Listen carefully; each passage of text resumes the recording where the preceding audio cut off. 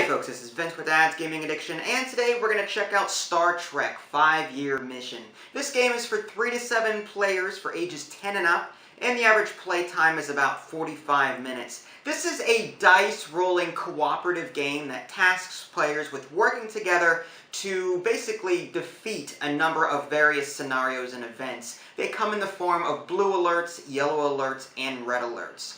Now, you can play this game solo or with 2 players. It's not mentioned in the rulebook anywhere. But if you are creative enough, you can play this game with 1 or 2 players by taking on the role of multiple crew members, which I'll get to in a minute. So without further ado, let's take a quick look at the components and see how the game is played. Okay, so as far as the components and game setup is concerned, this is just some of the components. Here's the box, the bottom. There's no box insert, it just all fits inside the bottom here. I do have some extra dice that I'm not showing you. They're all red, yellow, or blue, which I'll get to in a minute. I also have some extra red alert and yellow alert cards. Basically, there's actually 2 sides to these boards. There's the original series side, and then there's the next gen side. So you can flip these over and play as the next generation cast if you want to. And this dice pull board does flip over to the next gen side. So you can play with next gen characters, or you can play with the original characters. For the purposes of this video, I'll just be going over the original. But each of these cards has little symbols on them on the very left-hand side. Some feature the USS Enterprise D, which is the next-gen Enterprise. And if you're playing with the original series, then you want to remove these from the game. So I went ahead and did that. These are all next-gen cards, which we're not going to use for obvious reasons. Same thing with these yellow alert cards. There's the Enterprise D symbol in the bottom left. Some have both symbols on them, so you can include those in the original series. But basically, the way this works is you're going to have a blue alert deck, a yellow alert deck, and a red alert deck. You're going to go ahead and, again, take out the appropriate cards that belong to the appropriate genre, or the appropriate era, rather, and you're going to go ahead and put them into 3 separate decks like this. Now, you're going to take this To Boldly Go card from the blue and just put it out. Now, again, this is 2-sided. One is the original series. The other side is the USS Enterprise D. That's for the next gen. So, you're going to have a dice pull board. And this is the damage marker, and it starts on the start space here. As the Enterprise takes damage, it'll move up the track like this. And I'll explain why there's dice in different colors and all that jazz. As far as the number of players, I'll get to this more toward the review. But basically, each player takes 1 character board, and there's more off to the side here that I'm not showing you. For example, there's Lieutenant Commander Montgomery Scott, well, Scotty. You've got Chekhov. You've got Uhura, you've got Sulu, and if you flip these over, you've got Data, Deanna Troi, Lieutenant Worf, and Geordi LaForge. Of course, on the reverse side of these, you've got Spock, and of course, you've got Commander Riker. Over here, you've got Bones, and of course, Dr. Crusher's on the reverse side of that, and Captain Kirk. And on the reverse side is Jean-Luc Picard. Now, the reason why they are numbered like this is because the way this works is you basically have to take the number of players. In this case, I have it set up for 3 players. So you take the 1, 2, and 3 boards, you shuffle them up, and then you deal them out. And the reason for that is, for the most part, the game is easier to play if you observe this particular rule. For the most part, it's always best to have a doctor with you and a captain with you. I mean, the other characters are important too, but their special abilities will definitely help you out throughout the game. You can choose any one you want to. Like, you could ignore that rule. If you have 4 players playing, then you use the 1, 2, 3, and 4 boards. If you have 7 people playing, the 1 through 7 boards. You could ignore that, though, if you want to, and decide to, pick whatever characters you want, and then do that. But it's easier to play the game with the captain and a doctor. So basically, each player gets 1 board. If you're only playing with 2 players, what I did was I gave each player 2 separate character boards and their own set of dice to go with it. So I had Captain Kirk and Mr. Spock, and they each had their own dice, and then the other player had McCoy and Scotty, and they had their own separate dice. That way, and then I just altered between them on my turn. So I'd play once as Captain Kirk, and then the next turn I'd play as Spock, and then my opponent, or, well, my friend in this case, because it's cooperative, would play as Bones, and then Scotty, and so on and so forth. Each character gets 2 red dice, 2 blue dice, and 1 yellow die to start. So I have it set up like that. And if you're playing with a 3 or 4 player game, you'll also want to add to the dice pool 1 red die, 1 blue die, and 1 yellow die. If you want to make your game slightly easier, or maybe just, really easier, you can add more dice to the dice pool. And the reason why it makes it easier is because these alert cards over here, as you draw them throughout the game, these are the events that you're trying to defeat as a collective. And these cards will have different colored dice on them. For example, this is a yellow 5. So players will be trying to collectively assign dice to these events or alerts as they come up. Now, if at any point there are like more than 3 alerts here and another one is drawn, then the oldest one will fail and go into a fail pile. And if so many events fail or so many alerts fail, then players collectively lose the game. But yeah, you're going to be assigning dice from your various player boards onto the dice that are shown here on these various cards. And I'll get to that more in a minute as I explain the player turns. But in terms of game setup, again, you're going to take the To Boldly Go card out of the blue deck, just put it below here, and then you'll shuffle each deck individually, making sure to take out any of the appropriate Next Gen or the original series cards, depending on what you have exposed here. Again, each player gets 2 red dice, 2 blue dice, 1 yellow die, 1 character each. And if you're playing with 3 or 4 players, 1 red, 1 blue, 1 yellow dice gets placed into the pool. And of course, you've got this sand timer that you want to put off to the side. Some of these are timed. So as soon as those are revealed, you'll have to basically put that timer down, and you'll have to try and beat that event before the time limit expires. So the game is played out over a series of player turns, and on a player's turn, they'll observe 5 different steps or 5 phases. Draw a new alert card, replenish dice, roll dice, place dice, and reserve alerts, and end your turn. For the first phase of a player's turn, or draw a new alert card, basically, the player will go ahead and choose an alert card from one of these 3 decks and draw it, putting it below any existing cards that are here. Now, the color that they're allowed to draw all depends on where the damage marker currently is. If it's on a blue color like it is now, then you can draw a card from either the blue, yellow, or red deck. If the damage marker is on yellow, then you can only draw from yellow or red, and if it's on the red spaces, then you can only draw from the red deck. So it's a good idea to keep the Enterprise repaired if at all possible. Some of these cards do have permanent effects while they are in play, so you're going to resolve them at that time as well. Okay, so what I'm going to do is just go ahead and draw one, just to show you what that looks like. Okay, Killer Probe. Alright, so we've got Nomad up here in the upper left-hand corner for the original series. And then you've got, I think this is from Arsenal of Freedom is the name of the episode.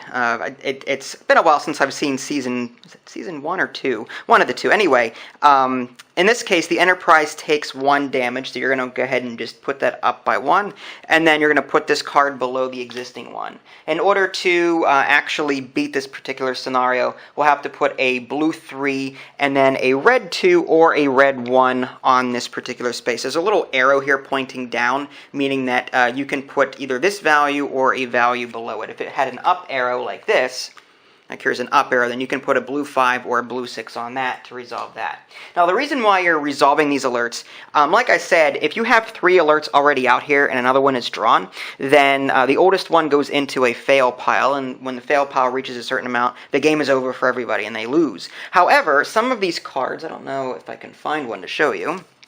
Here we go. You've got these little Starfleet insignias here, or the Starfleet logo, and as you complete these particular ones, you'll be able to place them into a success pile. And depending on what difficulty you choose to play it on, the instruction manual has various difficulties here. Ensign, score 10 points with at least 1 of each color of alert. Lieutenant, score 12 points with at least 1 of each color alert. Lieutenant Commander, and then all the way up to Admiral. So each of those logos, the Starfleet logos, counts as 1 point. point. So your aim here is to complete a number of these cards containing these logos before you are defeated as a collective. Now, step 2 of a player's turn is to replenish dice. Now, you'll be skipping this for the first turn of the game, just because you won't have any dice to replenish. You start with 5 already, so you don't have to worry about it. But on future turns, you're going to be assigning dice to various cards. You may end up getting injuries, in which case some dice may be assigned to this injury spot here. And you may only have, like, say, 2 action dice left. And this is just for example purposes, mind you. But in this case, during step 2, you would take from the dice pool so many dice so that your board then had 5 dice on it. And this is where the cooperative element comes into place, because you may want a particular die color. However, some other player may want to use that die color for a special ability. For example, Bones up here, one time on your turn, you may use one of your blue dice to heal a crew member's injuries. Remove injury dice equal to the value on the blue die. So Bones might say, well, I don't want you taking that blue die because I need it for my special ability and I can heal you of this injury. So this is where the cooperative element comes into play. But for the first turn of the game, that's not going to happen. But in the rest of the game, you would take a number of dice from the dice pool so that your board then had 5 dice on it. But for the very first turn of the game, you're not going to do that. Step 3 of a player's turn is rolling dice. Now, for the very first turn of the game, all of your dice are just basically given to you, so you're just going to roll all 5. But for the remainder of the game, you may have dice in your injuries box or in the injuries section of your board. You will not be rolling those. You'll only be rolling the dice that you have available to you in your actions. Step 4 of a player's turn is placing dice. The dice that you rolled that are now in your actions box, you can start assigning to cards in order to try and complete them. Completing cards that have this little symbol on it, for example, +1, these are like special one-time uses that you can use to give yourself some type of advantage in a future point in the game.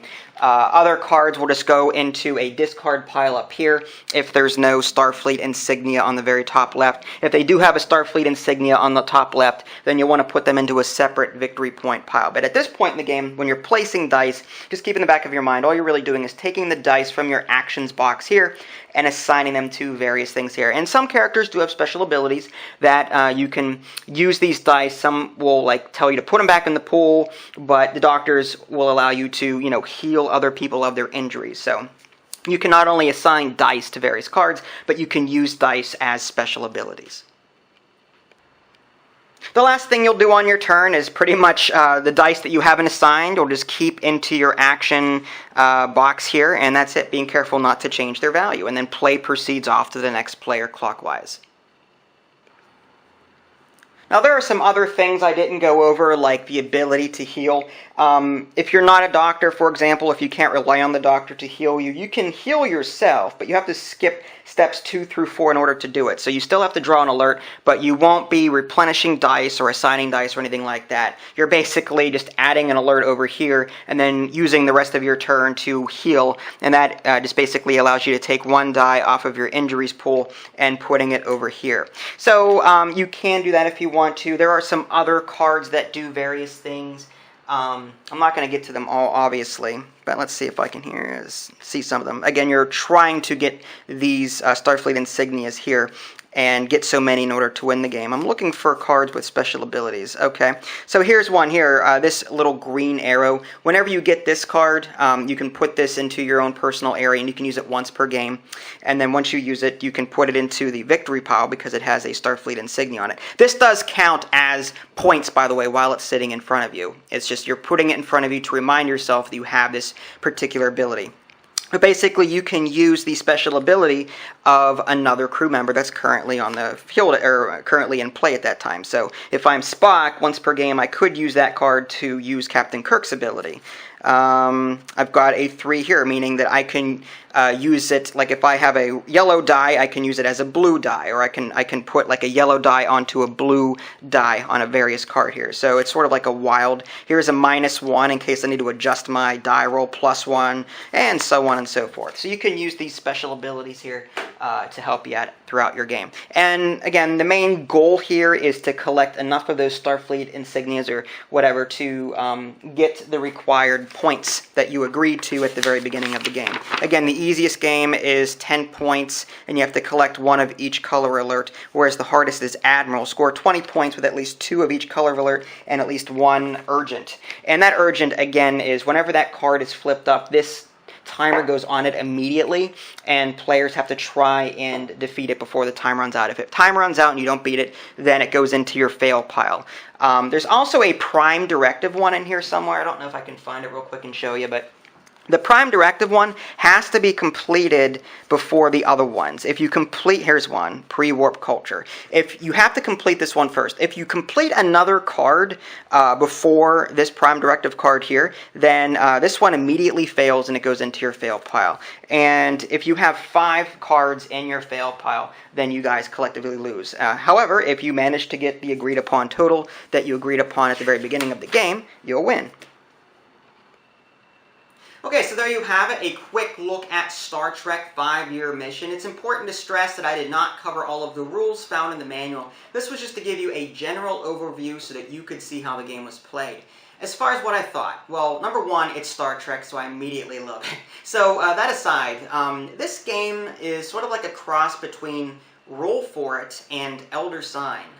It's like Roll For It in the sense that you have to manage your dice. It's sort of like a resource management game. You just can't go assigning your dice willy-nilly to a number of cards in these various piles here. Because if you do that, then you may spread yourself too thin and may not be able to complete a particular card. Once you run out of dice in your dice pool, then you're stuck using with what you have. So it's very important to coordinate with other players and attack specific cards before spreading yourself out. So there's definitely some resource management in this game, and that's where the game is similar to Roll For It.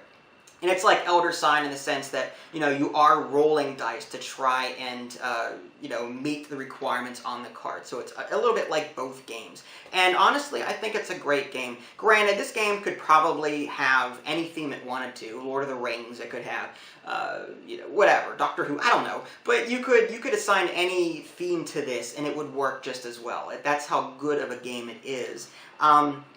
I do like the fact that there is the original series and the next gen. I think that the game really shines better as the original series cast, but it seems like the next gen was tacked on after the fact, but I guess it's a matter of preference. I grew up with the original series, not the next gen, so maybe I'm biased in that regard, but you could play as next gen. Speaking of the characters, I really like the fact that they went the extra mile to make the card art the way they did. I mean, just the boards and just the poses and everything else. Like, they did a really good job capturing the feel of these characters and the entire game as a whole. Like, this feels like a Star Trek game. I don't know about the blue alert. I don't see that very often. I think that was in Star Trek Voyager at one point when they landed the ship. But I don't see blue alert very often. I guess they had to choose a color. So I guess blue alert was it. But yeah, they did good. Anyway, as far as like the player limit and like the 3 to 7 player limit, honestly, like I was saying earlier, I do think that you can play the game with 1 or 2 players.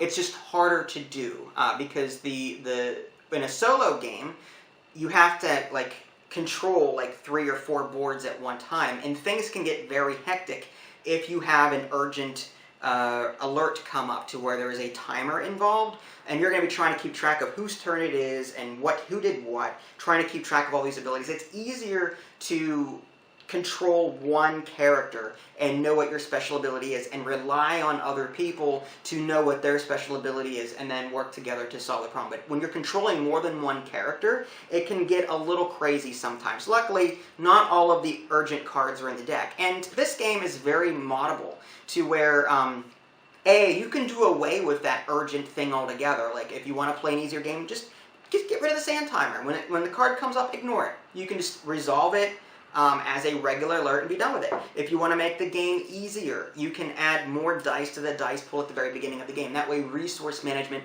isn't too much of a problem. So if you're playing 1 or 2 players, you may want to add, say, 2 blue dice or 2 yellow dice and 2 red dice to the starting dice pool, or maybe 3 of each color. And that might be too easy, but you get the idea. You can modify it so that you can be happy playing the game. You don't feel so stressed out. So I do like that about this game. You can play it with 1 or 2 players. It's just slightly more difficult.